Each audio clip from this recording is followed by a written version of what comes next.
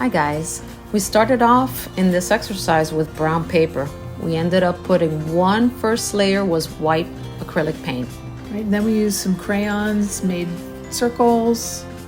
Let yourself go, just random strokes with your crayons and feel how that feels on your hand. And we added some paint. We chose orange. Another layer.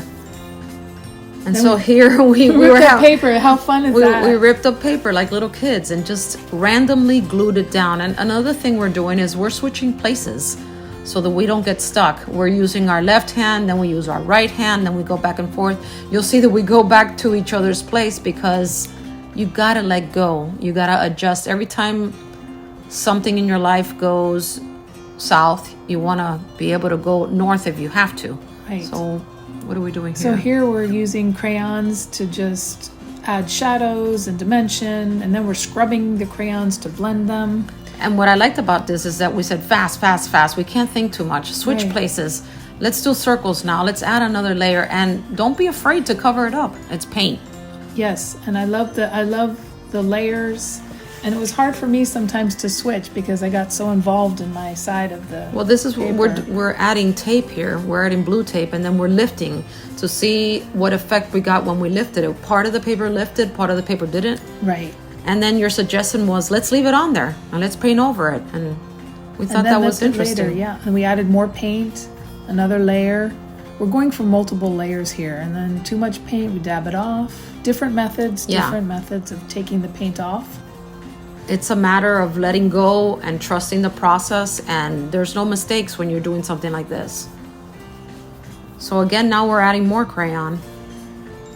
And then we're peeling off what doesn't stick down. We're adding more paint. And we're spreading it with the brush. This was like random strokes,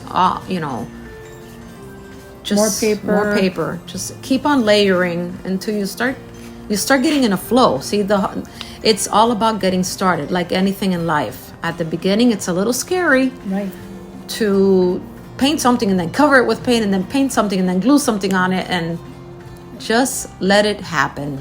That's right. Be in the flow of art. I like the way I would get stuck on mine and then I'd say, hey, let's switch over to mine. You're like, oh no.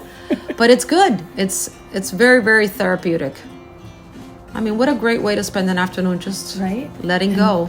And creating something that is meaningful. And using unique objects. We're using here twigs from my backyard. You cannot control it. And that's what I like. It's not a brush. It's not a sponge. It's a stick. And it's going to do whatever it wants to do. I ended up switching a lot to my left hand. Yeah. As I felt. And here we didn't even switch. Yeah. We just got lost in it. And then that's it. That's it. Awesome. That was fun. Thanks. Yes, that was super fun. We had a good time, right? We sure did. Well, we'll be teaching this guided art meditation method class here in Miami very soon on March 23rd from 2 to 5 p.m. I hope you can join us. There'll be more information in the description box. And if you can't make it, there's also going to be a list of the supplies. Thank you for joining us. Thanks. We'll see you next time. Yep.